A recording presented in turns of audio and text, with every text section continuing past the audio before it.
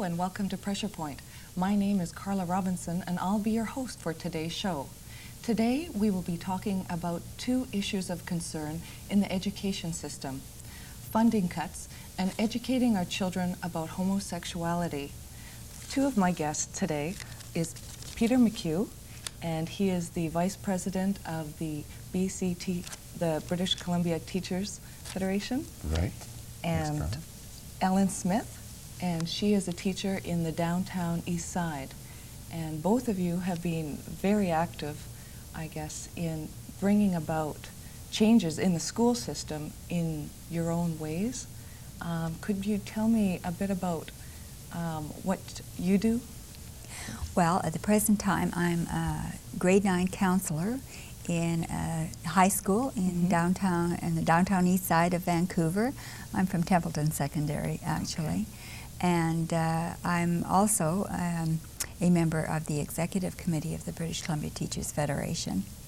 So I've had a lot of experience working in different schools in Vancouver, and I'm very happy with my position right now because of some of the kinds of services that we are able to offer to children. Okay.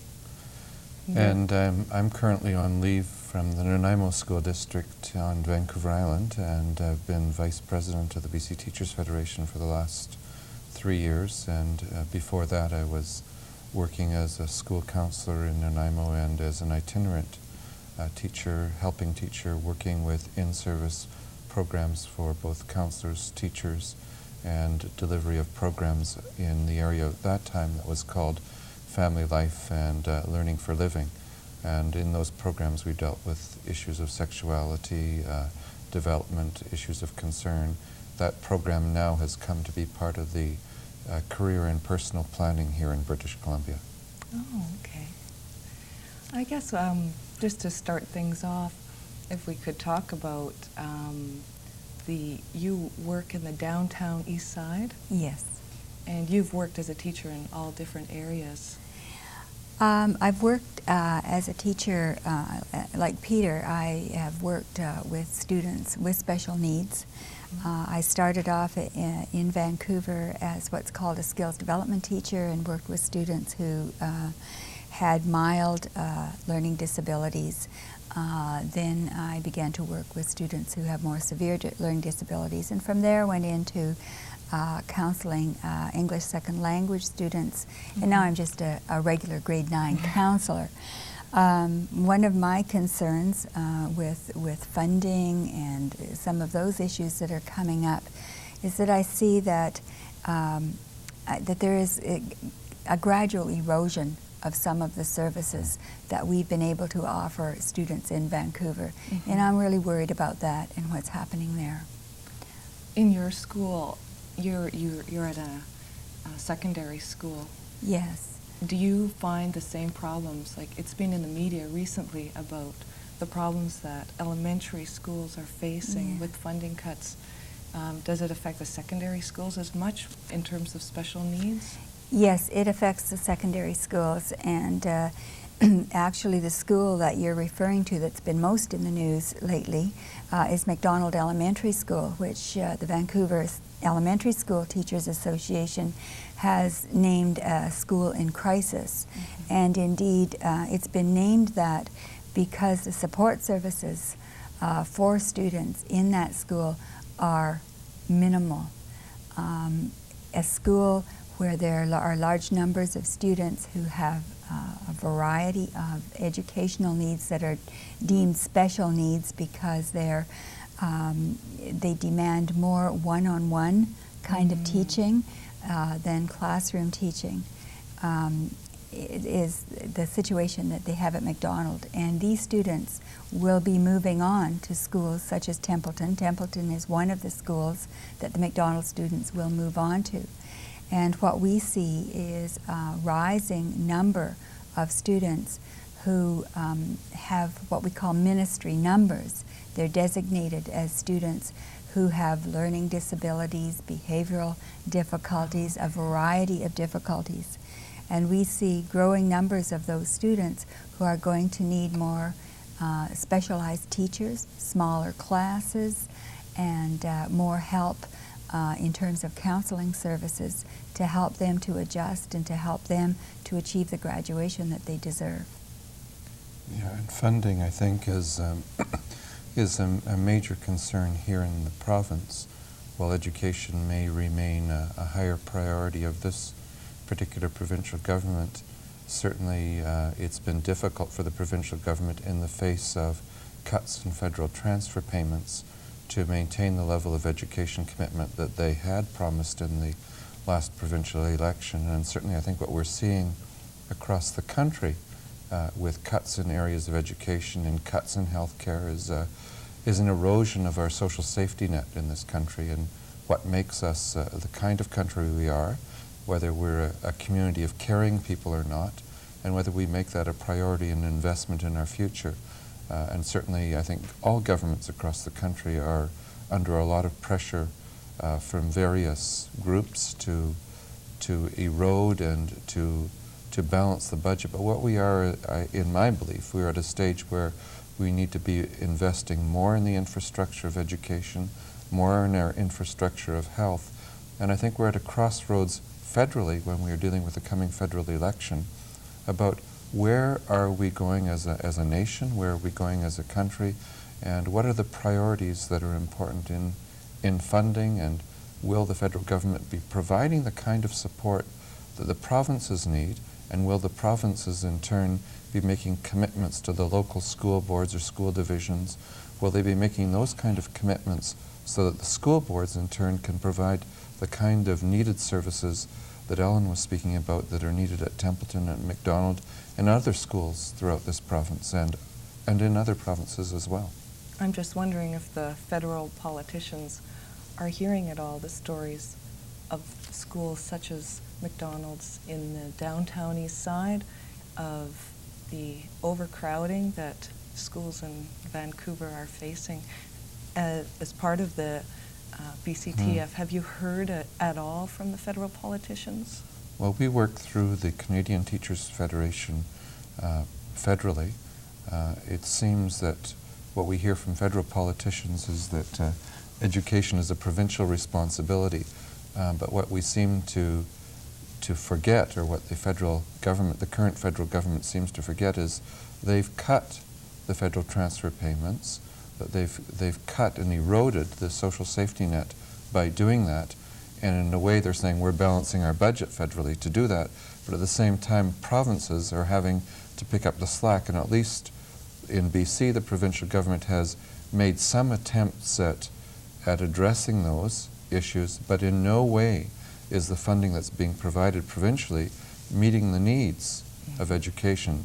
And we often make the assumption, or hear the assumption being made, that there are adequate dollars to meet the needs and it's just a matter of redistributing the dollars. But that's not the case. What we are needing in this particular province is having to address many years of historic underfunding. And we at the same time, if you look at the recent census results, we've seen the rapid growth in BC, and we've seen the shifting change of our population, the makeup of our student population, and that puts pressure on our system. Mm-hmm. Students who have special needs need to have the opportunity to integrate into regular classes, and that's a very expensive proposition, because in order for the students to be integrated and educated, and in order that the students who are maybe don't have as many special needs to also receive the education that they deserve, the class sizes must be kept smaller. And in order to do that, you have to put more teachers, quite frankly, into the schools. And what happens is when the funds are cut back, the classes become larger, and it becomes more difficult to put the students with special needs in, and the temptation is to simply move them back into segregated classrooms where the students stay with the same teacher for the whole day. Now, there are some students for whom that is appropriate, and there are some students for whom the parents wish that, but most parents of students with special needs prefer to have their children educated with other children And if we're going to be able to provide that basic right to these kids, then we have to be prepared to pay for it. And I think that the federal government hasn't really paid the attention that they should be paying. And the reason I say they should be paying for that is that the price is going to have to be paid sooner or later. And students who don't receive the proper education that they deserve, an education that meets their individual needs, sometimes end up on the other side of the law, and it becomes very expensive. As counselors, are you seeing that? Yes. I think it's just generally, I think that we're hearing that from classroom teachers in all communities, and I think it's an issue that we're hearing increasingly across the country. And I think what we're going to need to be asking is, looking at the various federal politicians, the parties' policies in the elections, and basically be asking, what of these policies, which one of these parties, and who will be the individuals that will be the builders of community? Who is going to, what voices will be there in Parliament that are going to build community and maintain, preserve our social safety nets? Because if we do away with those, if we destroy the funding for our medical system, if we don't adequately support it, if we don't support the infrastructure for our school systems, a strong public education system, then we've destroyed the sense of community, and we move into a ghettoization, and it's becomes a me first. And when we do that, we're not going to have people feeling that responsibility for others. We're not going to have people caring about each other, and we will see a movement into charter schools, greater numbers of private schools, where those who can afford to pay for those will have the advantages. So those already advantaged will be a two-tiered educational system is what we could be moving into. Another concern that I have with the underfunding in the secondary school that you don't really see in the elementary school is the need to cancel some classes because they can't achieve an enrollment that's large enough to make them go. And often the courses that are affected are courses which might enhance the lives of students. And like maybe academic courses? No, the academic courses are usually well subscribed because they're compulsory. Okay. The courses that suffer are what we call the elective courses. And so often you'll find courses like a variety of music courses or drama courses or art courses simply can't go because the enrollment is too small, and so they're cut. And so students who might want to be taking those courses are deprived. Why would the enrollment be small? It might be that in order to meet the costs of running a course, that the course might have to have, say, 25, 28 students in order to run, because the staffing is provided to the school based on the money that the individual schools will be apportioned, or the staffing that the school will be apportioned by the district. Yeah. The district is apportioned the money by the ministry, and so the pie keeps getting divided up. So there's a breaking point where a class can either go or won't go, and perhaps 15 students might want to take a particular course. So the And I don't want to name any course because I don't want to fall into the trap of picking courses. Yeah. But I know that there will be courses that won't run in some of the secondaries, in all of the secondary schools this year, because maybe only 15 students are interested. So the children lose out. And so the children who may have different interests lose out. The people who may become the interesting, creative people of the next generation lose out on some chances, and society as a whole loses. Education is just becoming a survival tool? Well, education is always more than a survival tool, I think, but what happens is that it's the courses that the most people want that Yeah. seem to be the ones that we're able to carry. I think it becomes a matter of what do we see as the purpose of education. If people focus on people in secondary school as being prepared for a job, well, we know the reality is that 10, 15 years ago, what people saw as the jobs that people should be prepared for then are no longer the jobs that are in place. So what we really need are particular skills that where people are able to adapt. What we're really looking for, I think, is the type of citizen, the well-rounded, caring individual who's able to participate in a democratic society. And that means you have certain basic skills that are transferable. But when you focus on a particular job skill alone, that may give a false sense of security to people. But we need to be looking at a broader perspective of the whole purpose of education in a society. I guess this leads us into creating a well-rounded individual at the education system as a tool for teaching children values in terms of learning about accepting others. And that's where the whole new issue of teaching children about homosexuality and I guess battling homophobia comes in. Could you tell me just briefly a bit about the motion that was passed by the BCTF? Well, the BC Teachers Federation at its recent annual general meeting, as a result of motions that were brought forward from 6 different locals in the province, passed a motion to establish a program to deal with homophobia and heterosexism. Homophobia being the fear of homosexuality or gays or lesbians, and heterosexism being the assumption that everyone is not gay or lesbian, that everyone is straight or heterosexual, and that might be sort of throughout the system, and it might just be an assumption, or it could be deliberate. So that we dealt with the establishment of a committee that will be the first step in this program.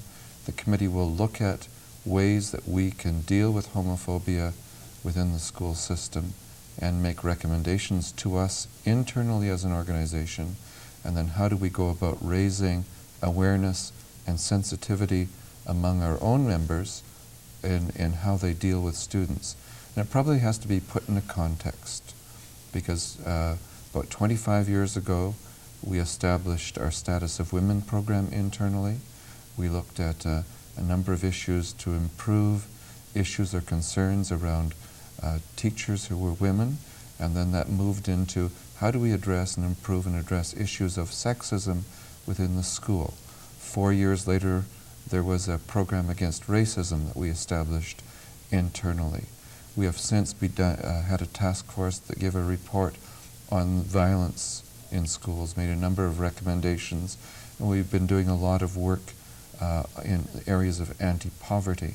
Now, all of those issues come together and affect students and their families, and they bring those issues to the classroom. So it's like a process. It's a process. It's just one more issue that we are addressing, one more of the isms, if you want, that people have maybe been reluctant to address, and because of some of the recent studies that have been re-emphasizing about, say, teen suicides, the higher level among students who identify as gay or lesbian, some of the issues that we've seen of violence directed against young people who may or may not be gay or lesbian, but others make the assumption they are, and those issues of violence are a concern. So it's an area that we felt that we haven't been doing a very good job of addressing, and how do we go about addressing what has been brought to us as a problem and an issue and concern?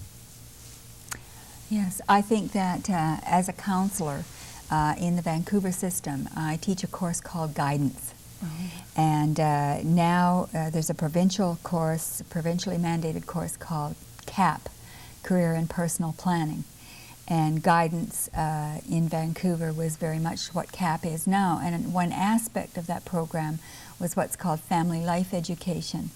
And I think it's very important that we are beginning now to deal with sexuality both the sexuality of the students and hopefully eventually the sexuality of the teachers. It'll be something that teachers feel that they can be open and honest about. Maybe public is the right word, in the sense that students who are gay or lesbian need to have role models. They need to have teacher role models, people who are pillars in the community, who are also gay and lesbian, to look to and admire, so that they can feel good about themselves. And that's one of the wonderful things I think about the passing of this resolution. The resolution doesn't say all of this, but what I think is that it opens a door in people's minds.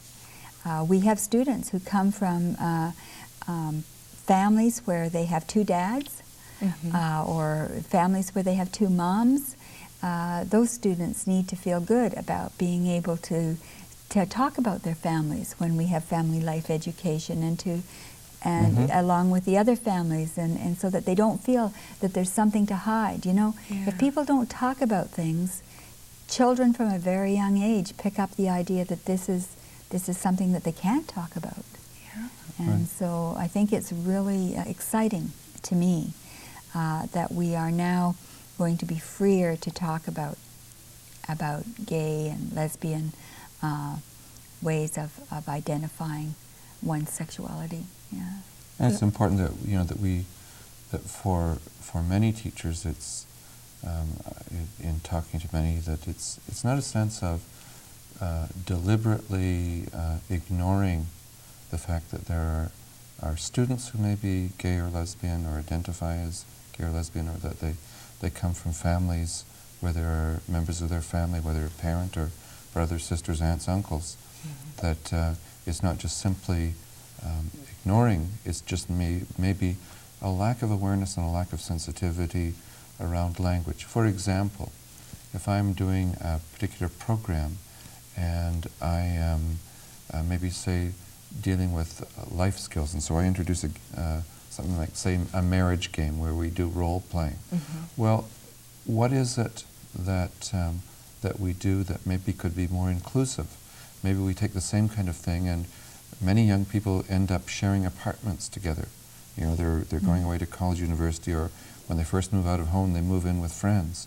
There are some of the same things that you need to work out around communication. Who's responsible for what? How do you divide the expenses, or whatever it is? But those are things that can be more inclusive. Or when we talk about, do we talk about girls and your boyfriends, or boys and your girlfriends, or do we talk about your partners, to be more inclusive, so people see the things that we're talking about as applying to them? That doesn't mean that you ignore the fact that the majority of people might be in male and female relationships. It just means that you have to make sure that when we're talking about relationships and families, that we make room for everyone, and that we make room for everyone's understanding of their family and who their family might be. Now, there's been quite a response. There was quite a negative response, or a confused response to it when it first came through. How have you responded to people's criticism? Well, I think that what we found, as maybe some of the people within the United Church community found when they were dealing with the issues, and others have, whether it was when the Toronto program was initiated in schools, or whether it was the Calgary program in schools, that there are a lot of people who deliberately provide misinformation and can create a lot of confusion and concern among parents who might have a great deal of concern and love and care for their children. And I think that's why it's really important from us, our perspective is that we get information out about what we are really doing and putting it in an appropriate context. If we address the concerns, if we answer the questions that people have, the majority of people really want to know that schools are going to be safe and welcoming places for everyone, and that whether it be on the basis of race, religion, or sexuality, or sexual identification, that everyone is going to be safe, and they're going to be protected, and they're going to be honored, and their families are going to be honored and respected as well. And I think another one of the positive things, Peter talked a little bit about some of the violence around the issue. And I think a lot of the violence isn't really a fighting kind of violence. It's the violence of words and the violence of slurs. And what I think we years ago gave up some of the racial slurs that we used quite commonly when referring to people. And I think what we're now doing is we're saying this is another area. If you walk down the halls of the high schools, you'll hear the slurs, the people who, I don't even want to say the words myself, but you'll hear students casually using that kind of language. So all that is changing now. And we're hoping that that will change, and it won't be acceptable, and we'll talk about the language. If you name it, you're forced to You bring it address to a conscious level. Yeah. Yeah. Well, I would like to thank you very much for joining me today on Pressure Point. Our